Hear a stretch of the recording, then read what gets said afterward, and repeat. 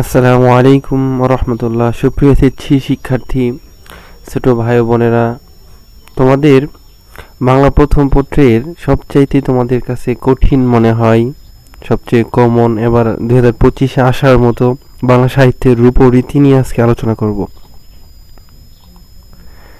আসলে কঠিন বলতে কিছুই নাই, যদি আমরা স্মার্ট ওয়েতে একটু সহজ করে সেটা সহজ বানিয়ে নিতে পারি।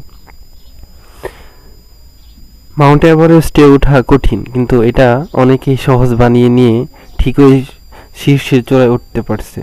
তোমরাও পারবে।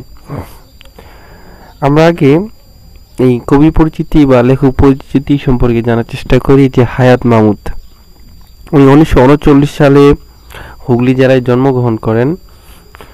তার যেহেতু তিনি জীবিত, এর জন্য তার পিতামাতা সম্পর্কে আসার সম্ভাবনা অনেক বেশি, কারণ তার পিতা হলো শমসের আলী এবং মাতা আমিনা খাতুন বা আমিনা বেগম, এরকম আসবে। তার রচিত গ্রন্থগুলা থেকে এমসিকিউ আসতে পারে। আমরা এগুলা মনে রাখার কিছু শর্টকাট টেকনিক বা ছন্দ অ্যাপ্লাই করতে পারি। যে বাংলার কিশোর কি করে, বাংলার কিশোর প্রেমে সংলাপ করে, আমরা এটা দিয়ে মনে রাখতে পারি যে হায়াত মাহমুদের রচিত গ্রন্থগুলা মনে রাখার টেকনিক হলো বাংলার কিশোর প্রেমে সংলাপ করে। বাংলাতে আসলে ওনার এখনও ইন্টারমিডিয়েটে ওনার একটা বাংলা ব্যাকরণ লিখিত বই আছে। বাংলার নিয়ম কানুন, উচ্চারণ, গ্রামার, ব্যাকরণ, অভিধান সবগুলা ওনার লেখা। তারপর কিশোর, এখানে কিশোর রিলেটেড, কিশোর জীবনী রিলেটেড, রবীন্দ্রনাথের কিশোর জীবন, নজরুলের কিশোর জীবন, এগুলো হায়াত মাহমুদের লেখা। এরপর একটা কাব্য গ্রন্থ আছে প্রেমে ও প্রেম নিয়ে আমরা বেঁচে আসছি, মানে প্রেম শব্দ থাকলে আমরা বুঝে নিব এটা হায়াত মাহমুদের কাব্য। তারপরে প্রতিবার খেলা। এরপর সংলাপে স্বগত সংলাপও তার একটা রচনা, তার রচিত। এরপরে আমরা সাহিত্য যদি দেখি, সাহিত্য মূলত একটা লেখক, একটা কবির একটা আবিষ্কার, একটা রচনা। সাহিত্যের মধ্যে অনেকগুলা রূপ বা রীতি রয়েছে। তার মধ্যে কবিতা, যেটা মূলত ছন্দে লিখিত। সাহিত্যের অন্যতম প্রকার হলো ছোট গল্প, যেটা ছোট মানেই বোঝা যায় এটা অপরিপূর্ণ থাকবে, এটা শেষ হবে না, বাকি থাকবে।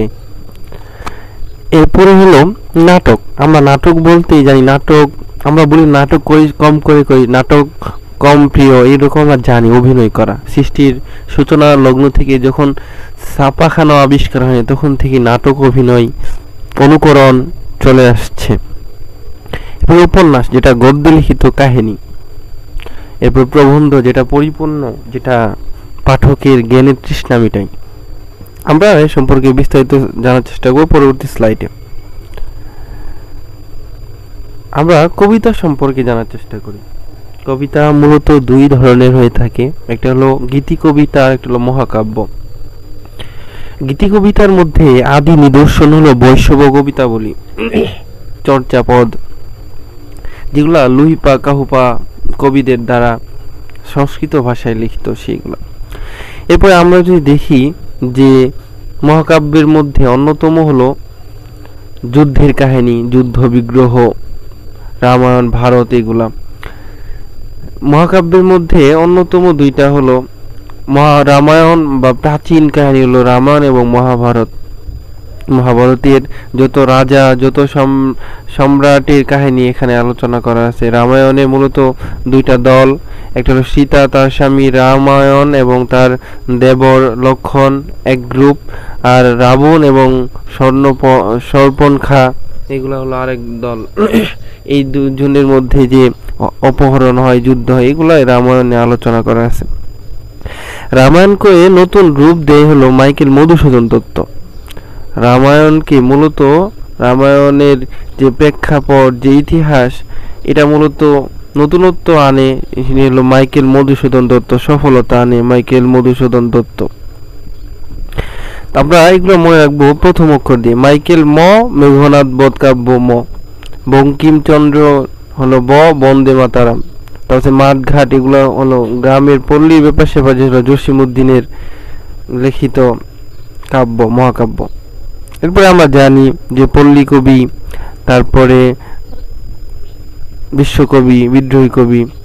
এরপরে আরেকটা জায়গা থেকে এমসিকিউ আসে যে ভক্তিমূলক কবিতা লেখেন প্রাসাদের গোলাম, মানে প্রাসাদ আর রওয়ালা কবি যেগুলো তারা ভক্তিমূলক রচনা লিখে থাকেন, কবিতা লিখে থাকেন, যেমন অতুল প্রসাদ, যেমন চন্দ্রপ্রসাদ, তেমনি রওয়ালা রবীন্দ্রনাথ ঠাকুর, রজনীকান্ত, এগুলো সবাই ভক্তিমূলক কবিতা লিখে থাকেন। এরপরে আমরা আসি নাটকে। নাটকের বিশেষত্ব হলো এটা সর্বপ্রাচীন এবং এটা তখন ছাপাখানা আবিষ্কার ছিল না। নাটক সরাসরি মানে কি করে সরাসরি প্রভাব ফেলে দর্শক সমাজের মাঝখানে ও পাঠক সমাজে সরাসরি প্রভাব ফেলে নাটক। নাটকের 3টি প্রকার ভেদ রয়েছে। টিসিবি, টিতে হলো ট্র্যাজেডি, সিতে হলো কমেডি, পিতে হলো মাইকেল মধুসূদন দত্ত, পিতে হলো প্রহসন, যেটা মূলত মাইকেল মধুসূদন দত্তেরই এই প্রকার ভেদগুলো করা, তিনি নতুন মাত্রা দান করেছেন।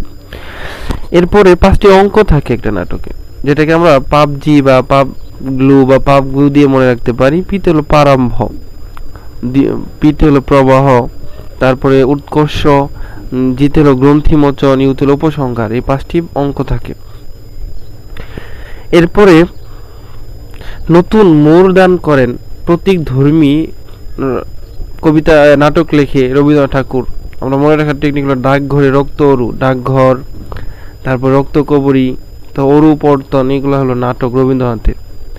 এরপর সামাজিক নাটকের মধ্যে আমরা মনে রাখতে পারি নীল দর্পণে মুখ দেখেন দীনবন্ধু মিত্র, মানে আয়নাতে মুখ দেখেন। দীনবন্ধু হলো লেখকের নাম আর নীল দর্পণ হলো তার সামাজিক নাটকের নাম। তারপরে ঘুষ নিয়ে প্রফুল্ল গিরিশচন্দ্র তার প্রফুল্ল নামে একটা সামাজিক নাটক তিনি রচনা করেন। এরপর ঐতিহাসিক চরিত্র রিলেটেড যে নাটকগুলো রয়েছে তার মধ্যে অন্যতম হলো কালা পাহাড়, শাহজাহান। এটা মনে রাখার টেকনিকই কালা পাহাড়ে শাহজাহান চন্দ্র দেখে, মানে শাহজাহান, এইগুলা চন্দ্র দ্বিজেন্দ্রলাল দত্ত উনি এই ঐতিহাসিকগুলা রচনা করেন। এরপরে হলো আমরা যদি দেখতে পাই আমাদের উপন্যাস থেকেও সৃজনশীল আসতে পারে।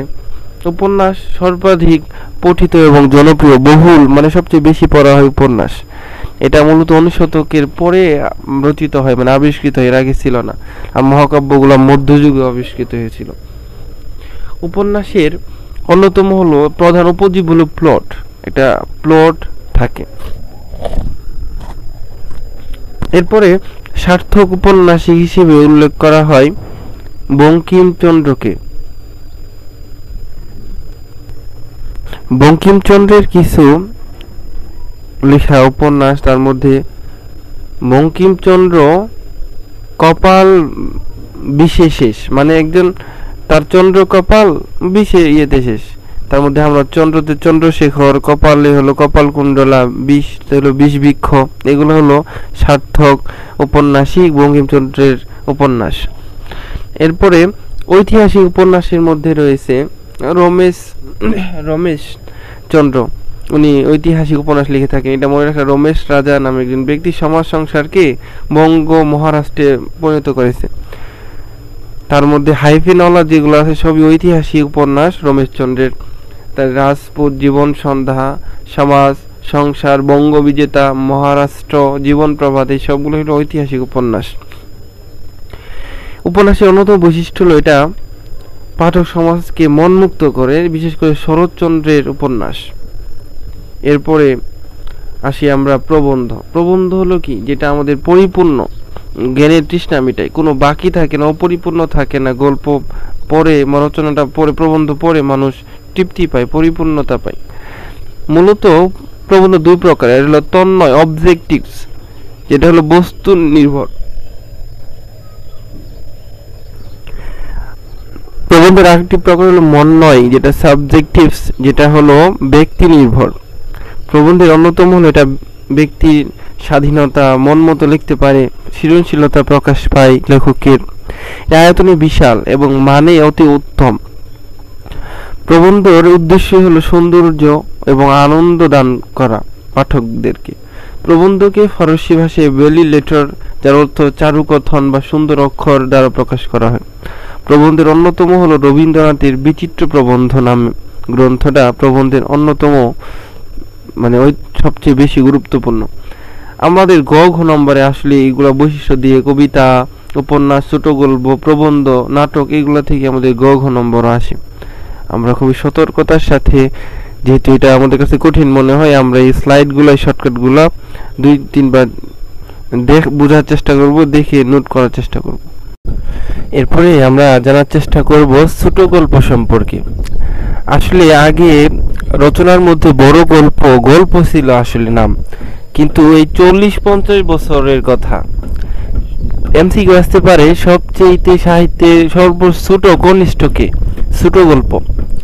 ছোট গল্পগুলো আসলে মূলত এর জন্ম উৎপত্তি হয় পাশ্চাত্য সাহিত্য থেকে। এই ছোট গল্পগুলোর জনক বলা হয় এডগার অ্যালান পো-কে। উনি, এটা মূলত শেষ হয় না শেষ, এটা হতে পারে ডিউরেশন আধা ঘন্টা থেকে 2 ঘন্টা, যেটা এডগার অ্যালান পো বলেছেন। এরপরে সার্থক জনক বলা হয় ছোট গল্পের রবীন্দ্রনাথকে। বড় গল্পকে বলা হয় উপন্যাসিকা আগে বলা হয়, তো ওইটাই এখন ছোট গল্প, যেটা অপরিপূর্ণ থাকে, যেটা শেষ হয় না।